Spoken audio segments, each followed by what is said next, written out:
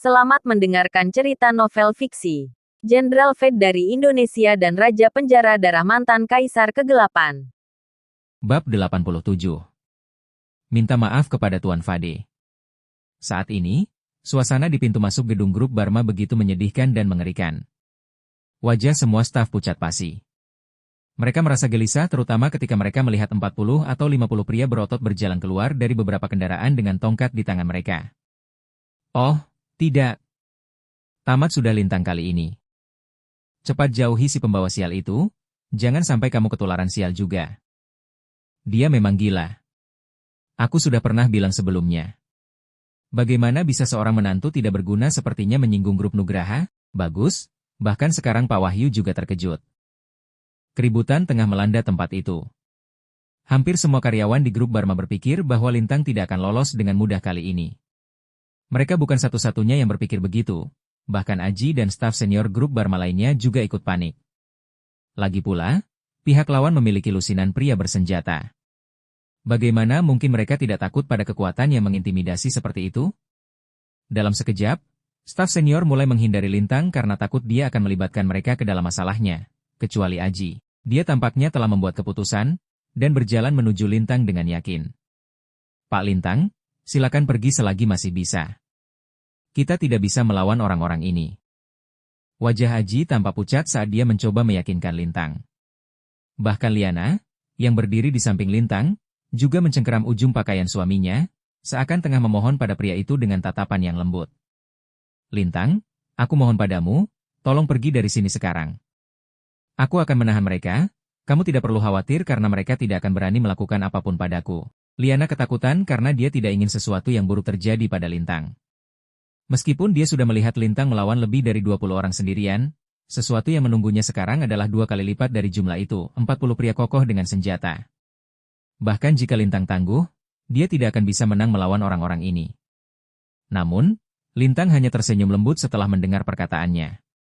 Dia berbalik untuk membelai kepala Liana dan tersenyum sambil berkata, "Sayang, percayalah. Orang yang bisa menyakitiku di dunia ini belum lahir." Kata-kata Lintang mengejutkan Liana dan orang-orang di sekitar mereka. Apa itu sebuah kesombongan? Atau gertakan semata? Dalam sekejap, staf grup Barma berada dalam kekacauan. Mereka tidak bisa memahami bagaimana Lintang dapat dengan berani mengumbar omong kosong di depan begitu banyak pembunuh bayaran yang disewa oleh grup Nugraha. Sekarang Lintang tampak seperti orang bodoh di mata semua orang. Dia sengaja mencari masalah. Di sisi lain, Agil sangat bahagia hingga tubuhnya bergetar. Dia terus memanggil Wahyu yang sombong dan para pengikutnya. "Ayah, balaskan dendamku pada Lintang. Bajingan itu sudah memukulku dari lantai 15 sampai ke lantai dasar. Ayah harus mematahkan kakinya," teriak Agil sambil menatap Lintang dan Liana. "Hahaha. Pasangan kurang ajar, aku akan melihat kalian berdua mati." Hahaha. Agil tertawa keras sambil membayangkan Lintang dipukuli oleh orang-orang suruhan ayahnya sampai tulang-tulangnya patah dan menjerit kesakitan. Saat itu, Wahyu tidak sedikit pun menoleh pada Agil. Ekspresinya sangat kelam seperti langit yang mendung. Hal yang lebih menyeramkan daripada itu adalah ketika dia memimpin sekelompok pria kekar bersenjata, kemudian mereka berjalan lurus ke arah Lintang dengan tertib dan mengesankan. 10 meter. 5 meter. 3 meter. Di sana ada lusinan pria, sementara di sisi lain hanya ada 3 orang saja. Perbedaan jumlah kedua belah pihak terlihat sangat jelas. Ketika semua orang berpikir jika Wahyu dan sahabat-sahabat karibnya akan mengepung ketiga orang itu, mereka justru terkejut melihat orang-orang itu melonggarkan telapak tangan mereka secara teratur dan dengan sopan menaruh tongkat pemukulnya di belakang punggung. Setelah itu, mereka semua menundukkan kepalanya pada Lintang secara bersamaan.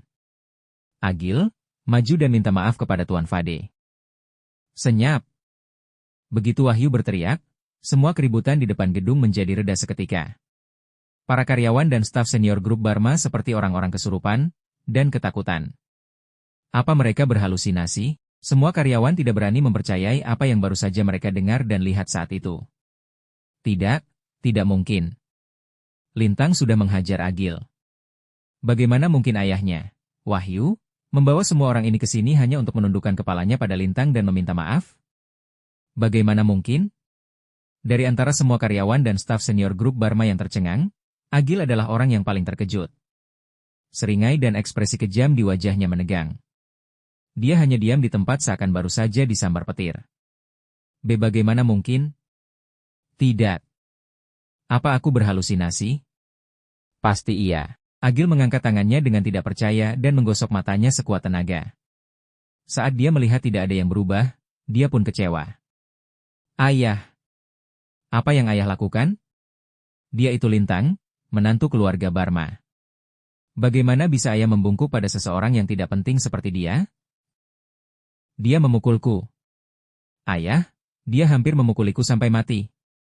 Pukul dia sampai mati. Agil berteriak seperti orang gila. Setelah mendengar kata-kata kejam itu, Wahyu hampir pingsan karena ketakutan. Tiba-tiba Lintang tertawa dan berkata, Wahyu, apa kamu mendengarnya? Putramu memintamu untuk memukulku. Kalimat ini mengintimidasi Wahyu sampai-sampai dia ingin menyerah saja. Keringat dingin menetes dari dahinya saat dia menjawab dengan suara gemetar, aku mendengarnya Tuan Fade, dan aku tahu apa yang harus kulakukan. Begitu dia selesai berbicara, Wahyu menggertakkan giginya dan memberi isyarat kepada 40 atau 50 pria besar di belakangnya dengan kasar. Pukul dia. Ketika Agil mendengar perintah itu, dia pikir akhirnya ayahnya benar-benar akan memukuli Lintang.